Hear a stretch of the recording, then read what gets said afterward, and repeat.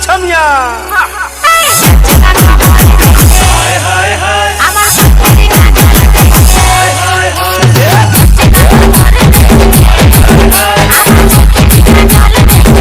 বলো জয় শ্রী মহাকাল বড় ভাই, আশা করছি সবাই ভালো আছে। ভালো না দেখলে জবরদস্ত ভালো থাকার চেষ্টা করো। যদি এই চ্যানেলে তুমি চ্যানেলটা সাবস্ক্রাইব করে এরকম ভিডিও দেখার লাগে।